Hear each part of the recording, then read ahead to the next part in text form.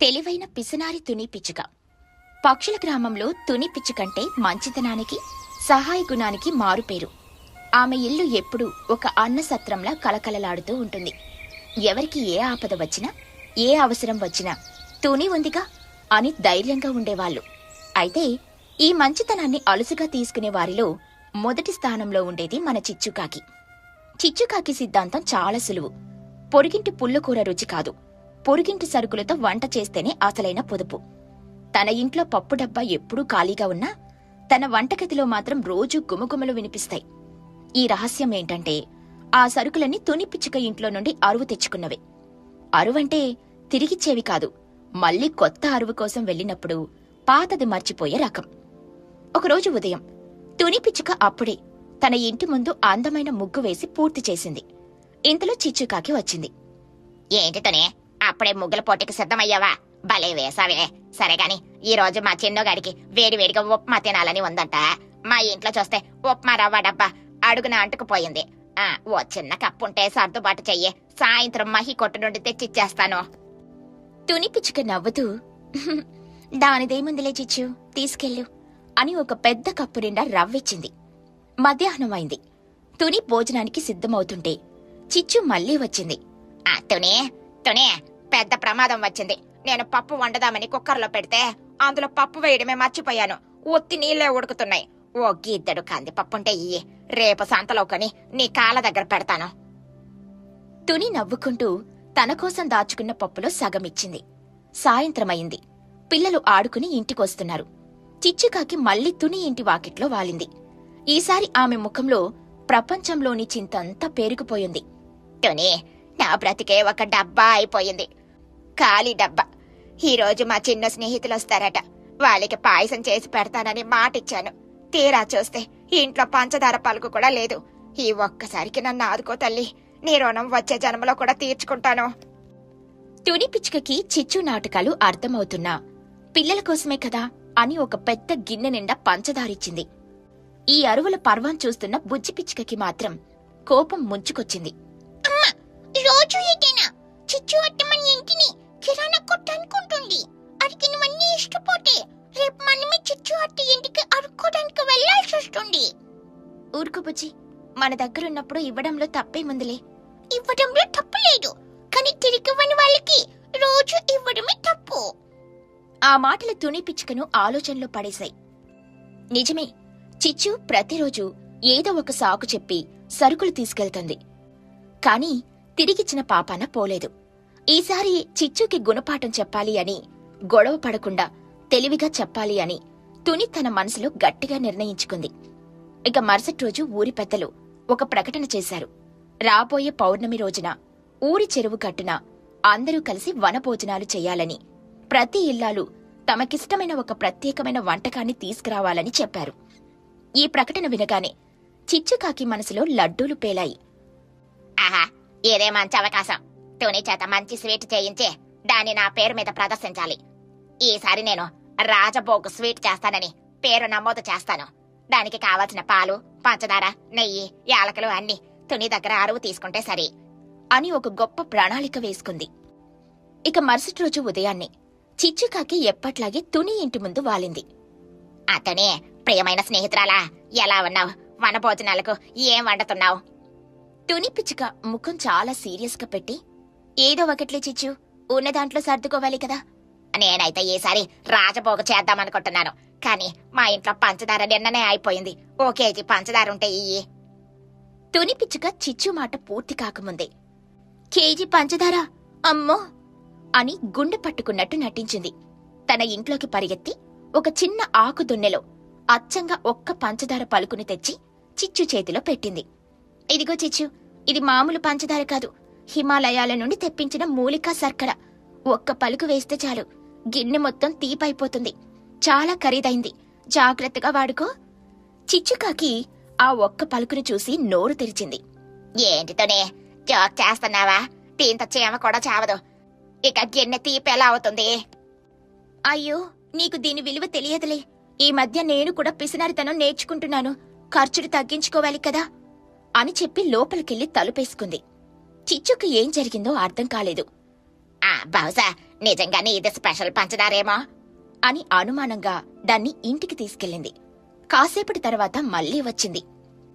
తుని, పాయసంలోకి కొంచెం నెయ్యి కావాలి.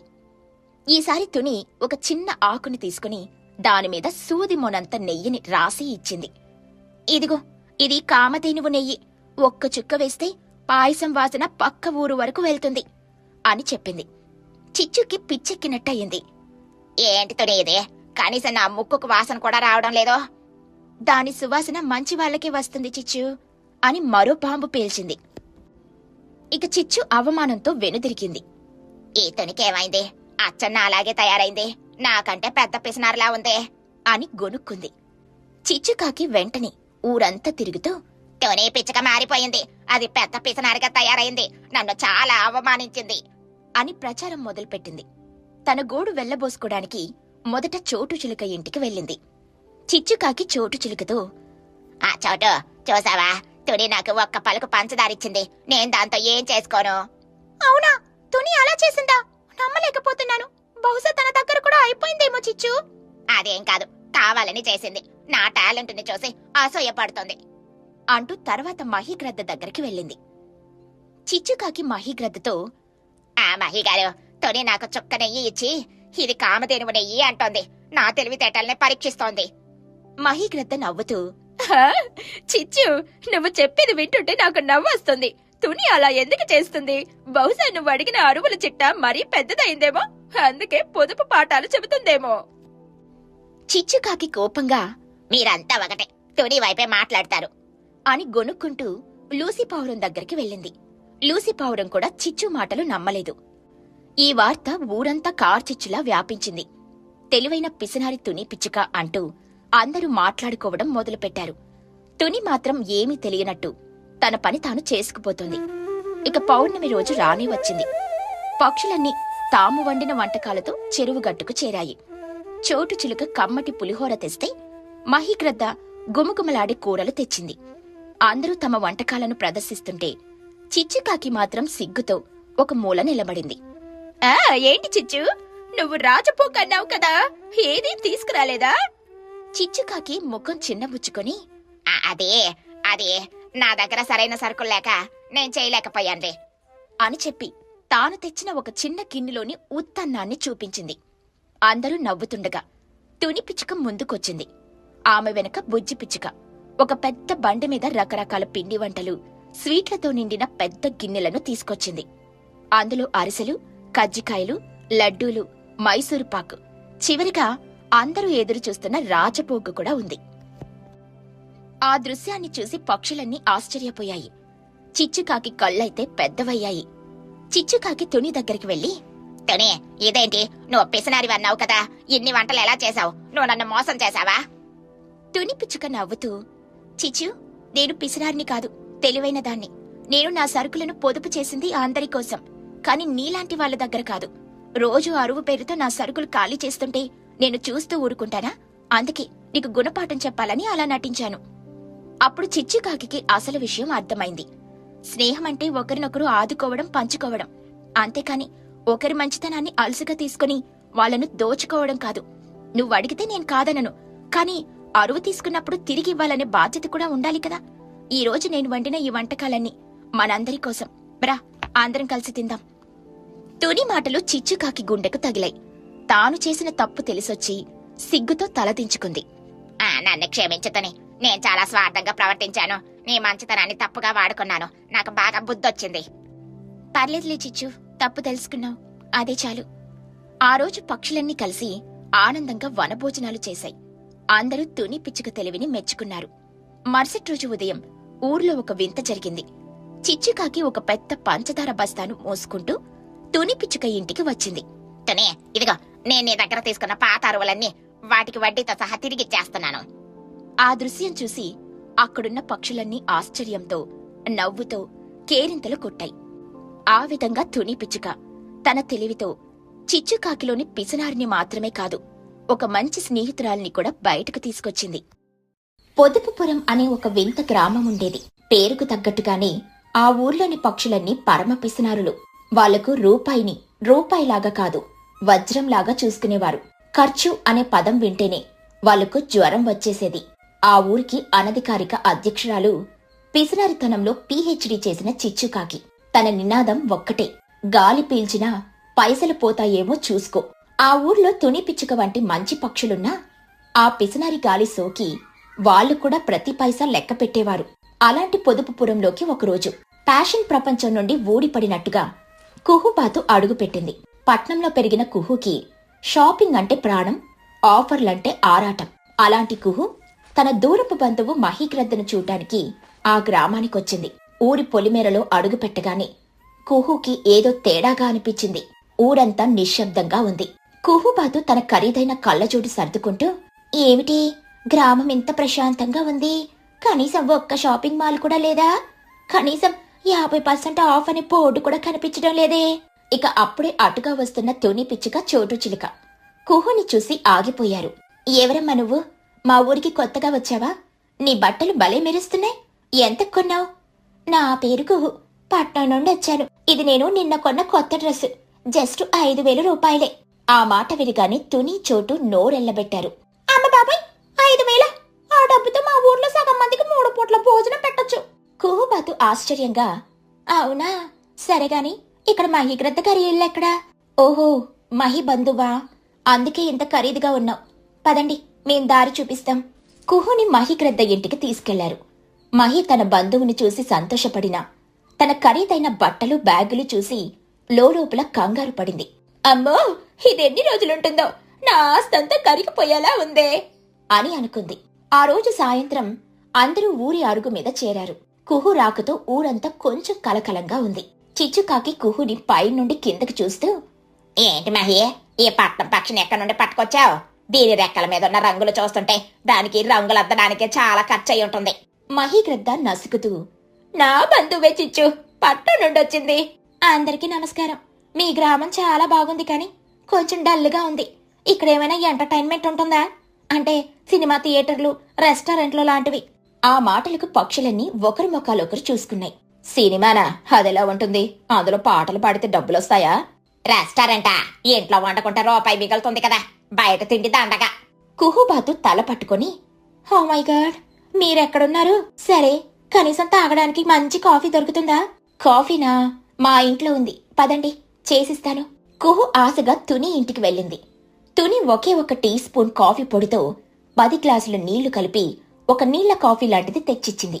కుహుబాతు ఒక్క గుక్క తాగి ముఖం చిట్లించి, ఇదేంటి తుని, కాఫీలా లేదు, కాఫీ గ్లాసులు కడిగిన నీళ్లలా ఉంది. తుని పిచ్చుక అమాయకంగా, పొదుపుగా వాడాలి కదమ్మా, ఒక్క స్పూన్తో 10 కప్పులొస్తుంది, అదే అసలైన పొదుపు. కుహుకి ఆ గ్రామంలో పిచ్చెక్కిపోయేలా ఉంది. ఎక్కడ చూసినా పొదుపు పిసినారితనమే. పిల్లలు చిండు పన్ను పుచ్చి విరిగిపోయిన పలక మీద ఒకే బలపంతో రాసుకుంటూ, రేపీ బలపం అయిపోతే మన పరిస్థితేంట్రా అని సీరియస్ గా చర్చించుకోవడం చూసి కుహుకి నవ్వాలో ఏడవాలో అర్థం కాలేదు.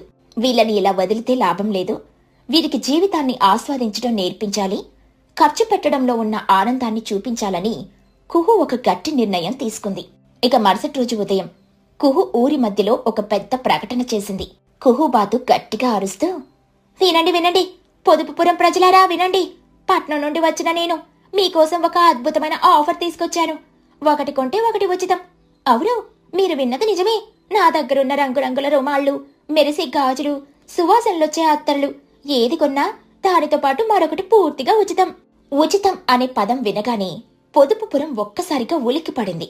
నిశ్శబ్దంగా ఉన్న గ్రామంలో పెద్ద గాలివాన మొదలైనట్టుగా పక్షులన్నీ తమ ఇళ్లలో నుండి బయటకు పరుగులు తీశాయి. అందరికంటే ముందు రెక్కలకు రాకెట్లు కట్టుకున్నట్టుగా చిచ్చుకాకి వచ్చి వాలింది. చిచ్చుకాకి ఆత్రంగా, ఏంటి కోహో, నిజంగా ఉచితమా? ఏది కొన్నా ఉచితమా? కండిషన్లు ఏమైనా ఉన్నాయా? తర్వాత జిఎస్టీ, సిజిఎస్టీ అని అంటావా ఏంటి? అలాంటిది ఏమీ లేవులే చిచ్చుగారు, 1 కొనండి, మరొకటి ఉచితంగా తీసుకోండి, సింపుల్. ఇంక చూసుకోండి. పొదుపుపురం మొత్తం కుహు చుట్టూ మూగింది. చిచ్చుకాకి ఒక ఎర్ర రుమాలు పట్టుకుని, ఈ రుమాలెంత? 10 రూపాయలు. 10 రూపాయలా? దీనికొకటి ఉచితమా? అయితే నేను 5 రూపాయలు ఇస్తాను. నాకు ఆ ఉచితంగా వచ్చే రుమాలిచ్చేయి, కొని దాని గురించి తర్వాత ఆలోచిస్తాను. కుహుబాతు నవ్వాపుకుంటూ, అలా కుదరదు చిచ్చుగారు, 10 రూపాయలు పెట్టుకుంటేనే మరొకటి ఉచితం. చిచ్చుకాకి కొంతసేపు ఆలోచించి, సరేలే, నాకొక డజన్ రుమాళ్ళు ఇవ్వు. అప్పుడు నాకు ఇంకో డజన్ ఉచితంగా వస్తాయి కదా. అంటే నేను 24 రుమాళ్లను కేవలం 120 రూపాయలకి పొందుతున్నాను. What a deal, what a deal అంటూ తనలో తానే లెక్కలు వేసుకుని సంతోషపడింది. కుహు, ఆ ఆకుపచ్చ గాజులు ఎంత బాగున్నాయో! నాకొకటి కొంటే ఒకటి ఉచితమా? అయితే నేను మా బన్నుకి కూడా ఒకటి తీసుకుంటాను, వాడు కూడా వేసుకుంటాడు. అమ్మా, నాకు గాజులొద్దు, ఆ మెరిసే బాల్ కొనివ్వ. తుని పిచ్చుక ఒక చిన్న అత్తరు సీసా పట్టుకొని, కుహు, దీని వాసన బాగుంది, కానీ ఇది కొంటే ఇంకోటి ఉచితం కదా, ఆ రెండోదేం చేసుకోను? వాసన ఎక్కువైతే తలనొప్పి వస్తుంది. పర్లేదు తుని గారు, మీ పక్కింటి వాళ్ళకి బహుమతిగా ఇవ్వచ్చు. ఆ మాట వినగానే తుని ముఖంలో రంగులు మారాయి. బహుమతిగానా? అదంతా దండగ అని ఆ సీసాని అక్కడే పెట్టేసింది. గ్రామంలోని పక్షులన్నీ అవసరం ఉన్నా లేకపోయినా ఉచితం వస్తుందనే ఆశతో వస్తువులు కొనడం మొదలుపెట్టాయి. ఆ రోజంతా పొదుపుపురం ఒక పెద్ద సంతలా మారిపోయింది. చిచ్చుకాకి అయితే తన ఇంట్లో ఉన్న సామాన్ల కంటే ఎక్కువ సామాన్లను కొనేసింది. సాయంత్రానికి కుహు దగ్గరున్న సరుకంతా అయిపోయింది. పక్షులన్నీ తమకు దొరికిన ఉచిత వస్తువులను చూసుకుని బాగా మురిసిపోతున్నాయి. అప్పుడు కుహు అందర్నీ మళ్లీ పిలిచింది. పొదుపుపురం మిత్రులారా, ఈ రోజు మీరు చేసిన షాపింగ్కి నాకు చాలా సంతోషంగా ఉంది. మీ వల్ల నాకు చాలా లాభం వచ్చింది. చిచ్చుకాకి గర్వంగా, చూసావా, మేమంతా తెలివైన వాళ్ళం, ఎంత లాభం చేకూర్చామో నీకు. అవును చిచ్చుగారు, అందుకే నేను సంపాదించిన ఈ డబ్బుతో మీ అందరికీ ఈ రోజు రాత్రికి ఒక పెద్ద విందు ఏర్పాటు చేస్తున్నాను. అందరూ రావాలి, కడుపు నిండా తినాలి, అంతా ఉచితమే. మళ్లీ ఉచితం అనే మాట వినగానే పక్షులన్నీ ఆనందంతో కేకలు వేశాయి.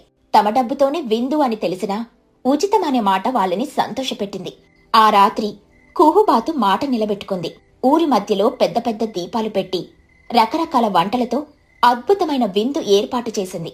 వేడివేడి బిర్యానీ, కమ్మటి కూరలు, తీయని పాయసం. ఆ వాసనలకే పొదుపుపురం పక్షుల కడుపులో ఆకలి నృత్యం చేయడం మొదలుపెట్టింది. తుని పిచ్చుక, మహీగ్రద్ద వంటి వాళ్లు కుహుకి వంటలో సాయం చేశారు. ఇక చిచ్చుకాకి ఒక ప్లేట్లు పట్టుకొని క్యూలో ముందు నిలబడి, త్వరగా వడ్డించండి, నాకు చాలా ఆకలిగా ఉంది. నేను ఈ రోజు ఉదయం నుండి ఏమీ తినలేదు. ఈ విందు కోసమే కడుపు ఖాళీగా ఉంచుకున్నాను. నేను పెట్టిన డబ్బులకి సరిపడా తినాలి కదా. అమ్మో, కొంచెం మెల్లగా, అందరూ ఉన్నారు. విందు మొదలైంది. అందరూ ఆ రుచికరమైన భోజనాన్ని ఆస్వాదిస్తున్నారు. పిల్లలు కేరింతలు కొడుతూ ఇష్టమైనవి తింటున్నారు. అమ్మా, ఈ పాయసం ఎంత బాగుందో! మనం కూడా ఇంట్లో ఇలా చేసుకోవచ్చు కదా. చేసుకోవచ్చు బుచ్చి, కానీ అందరితో కలిసి తింటే ఆ రుచే వేరు. అప్పుడే కుహుబాతు మైక్ అందుకుంది. మిత్రులారా, ఈ విందు ఎలా ఉంది? పక్షులన్నీ ముక్త కంఠంతో చాలా బాగుంది అని అరిచాయి. ఈ విందు ఎవరి డబ్బుతో జరుగుతుందో తెలుసా? నా డబ్బుతో కాదు, మీ అందరి డబ్బుతో. ఈ రోజు మీరు ఖర్చు పెట్టిన ప్రతి రూపాయి ఈ రోజు మనందరినీ ఒక్కచోట చేర్చి ఈ ఆనందాన్ని పంచుకునేలా చేసింది. ఖర్చు పెట్టడం అంటే డబ్బును కోల్పోవడం కాదు, కొన్నిసార్లు ఆనందాన్ని, జ్ఞాపకాలను కొనుక్కోవడం. చూసారా, మీ డబ్బు మీకెంత సంతోషాన్నిచ్చిందో? కుహు మాటలు విని పక్షులన్నీ ఆలోచనలో పడ్డాయి. చిచ్చుకాకి ముఖం మాడిపోయింది. చిచ్చుకాకి తనలో తాను, అవును కదా, నా డబ్బుతోనే ఈ విందా? అంటే నా డబ్బుతో వీళ్ళందరూ పండుగ చేసుకుంటున్నారా? అయ్యో నా డబ్బులు! చిచ్చు, ఇప్పుడు కూడా డబ్బుల గురించేనా? చూడు, పిల్లలు ఎంత సంతోషంగా ఉన్నారు, మనమంతా ఎంత ఆనందంగా ఉన్నామో. నువ్వు కొన్న వస్తువుల వల్ల వచ్చిన లాభంతోనే ఈ విందు, అంటే ఈ ఆనందంలో నీ భాగం కూడా ఉంది. చిచ్చుకాకి చుట్టూ చూసింది. నిజమే, ఊరంతా ఎప్పుడూ లేనంత సంతోషంగా ఉంది. తన కొడుకు చిన్ను కూడా కడుపు నిండా తింటూ నవ్వుతున్నాడు. తన పిసినారితనం వల్ల తన కొడుక్కి ఇలాంటి ఆనందాన్ని తానెప్పుడూ ఇవ్వలేదని చిచ్చుకి మొదటిసారి అనిపించింది. చిచ్చుకాకి ఒక పెద్ద బిర్యానీ గిన్నె వైపు చూస్తూ, కుహు, ఆ బిర్యానీ కొంచెం పార్సల్ చెయ్యొచ్చా? రేపు ఉదయానికి పనికొస్తుంది. ఆ మాట వినగానే పక్షులన్నీ నవ్వాయి. చిచ్చు, ఇంకా నీ పిసినారితనం పోలేదా? విందంటే ఇక్కడే అందరితో కలిసి తినాలి, ఇంటికి తీసుకెళ్లకూడదు. చిచ్చుకాకి సిగ్గుతో తలదించుకుంది. కాని ఆ క్షణం తనలో ఏదో మార్పు రావడం మొదలైంది. తను కూడా అందరితో కలిసి నవ్వుతూ భోజనం చేసింది. జీవితంలో మొదటిసారి ఖర్చు పెట్టడంలో కూడా ఆనందం ఉందని తెలుసుకుంది. ఆ రోజు తర్వాత పొదుపుపురం పూర్తిగా మారిపోలేదు, కాని వాళ్ళల్లో చాలా మార్పొచ్చింది. అప్పుడప్పుడు అందరూ కలిసి డబ్బులేసుకుని ఇలాంటి విందులు చేసుకోవడం మొదలుపెట్టారు. చిచ్చుకాకి కూడా పూర్తిగా మారకపోయినా అప్పుడప్పుడు తన కొడుకు చిన్ను కోసం చిన్న చిన్న ఖర్చులు చేయడం నేర్చుకుంది. కుహుబాతు వచ్చిన కొద్ది రోజుల్లోనే ఆ పిసినారి గ్రామానికి జీవితాన్ని ఎలా ఆస్వాదించాలో నేర్పించి ఒక కొత్త వెలుగుని నింపింది.